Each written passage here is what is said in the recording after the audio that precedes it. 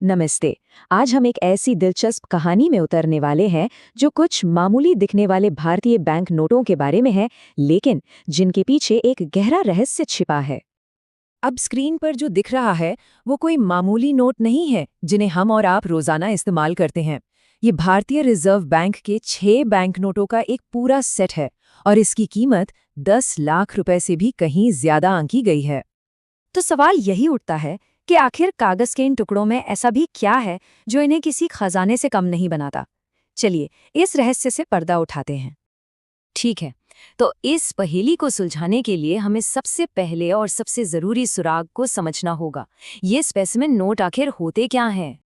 तो देखिए, specimen bank note वो नोट होते हैं जो कभी भी आम लोगों के इस्तेमाल के लिए नहीं बनाए जाते।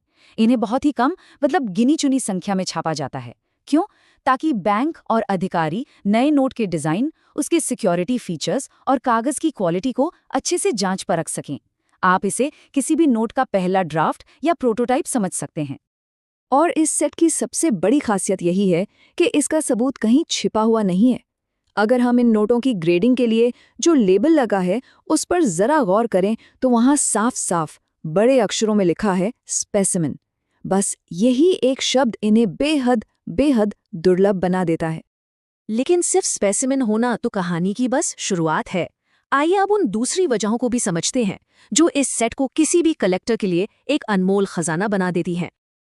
देखिए, किसी भी कलेक्शन की कीमत तय करने के लिए ये 3 बातें बहुत जरूरी होती हैं। पहली चीज, प्रोफेशनल ग्रेडिंग, यानी एक्सपर्ट्स ने इन नोटों की कंडीशन को क्या स्कोर दिया है। दूसरी, सेट की पूर्णता, मतलब क्या सेट पूरा है। और तीसरी, प्रोवीनियंस, यानी ये नोट पहले किसके पास थे, इनका इतिहास क्या रहा है। अब जरा इस टेबल पर एक नज़र डालिए। ये हमें बताती है कि ये नोट कितने खास हैं। 1996 से लेकर 2006 तक के अलग अलग गवर्नरों के साइन वाले नोट, और इनकी ग्रेडिंग देखिए जरा। जैसे 100 रुपए के नोट को 65 जेम अनसर्कुलेटेड का ग्रेड मिला है। जानते हैं इसका मतलब क्या है? इसका मतलब है कि ये नोट बिल्कुल वैसा का वैसा है जैसा छपने के दिन था। एक भी मोड़ या निशान नहीं, एकदम परफेक्ट कंडीशन में। जरा सोचकर देखिए, एक अकेला स्पेसिमेन नोट मिलना ही अपने आप में एक बहुत बड़ी बात होती है। लेकिन यहाँ तो 10 रुपए से लेकर 1000 रुपए तक का पूरा सेट मौजूद है। ऐसा सेट बाजार में दोबारा देखने को मिल जाए, ये लगभग नामुमकिन है। और अब बात करते हैं प्रोवेनेंस की, यानी इसके इतिहास की। ये कलेक्शन भारत के एक बहुत ही जाने माने और सम्मानित मुद्रा शास्त्री श्री किशोर झुनझुनवाला के संग्रह का हिस्सा था। देखिए, जब कोई चीज इतने बड़े कलेक्टर के खजाने से निकल कर आती है तो उसकी प्रतिष्ठा और कीमत दोनों ही कई गुना बढ़ जाती है। क्या आप जानते हैं, राजाओं के कुछ ऐसे शौक भी थे जो उनकी सल्तनतों जितने ही दिलचस्प थे। हॉबी ऑफ किंग्स हर हफ्ते ऐसी ही अनसुनी कहानियां लाता है।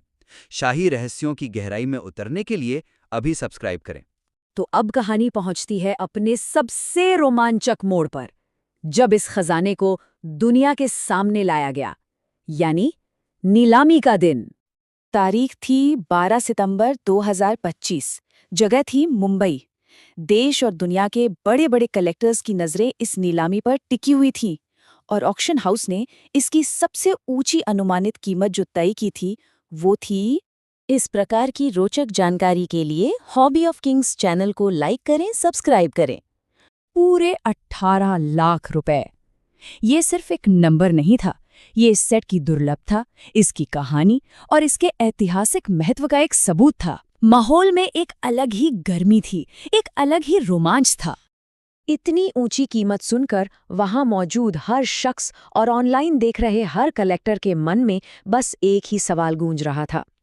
क्या कोई इस अनमोल खजाने को अपने घर ले जा पाएगा? क्या बोली इतनी ऊपर तक पहुंचेगी?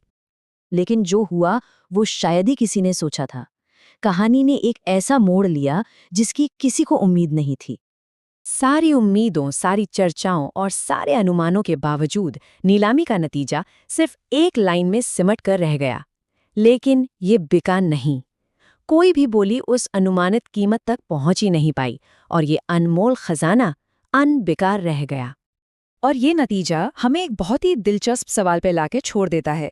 जब हम किसी चीज को प्राइसलेस या अनमोल कहते हैं तो क्या असल में हम उसके लिए कोई कीमत तय कर भी सकते हैं? शायद कुछ खजाने सिर्फ सराहे जाने के लिए होते हैं, खरीदे जाने के लिए नहीं।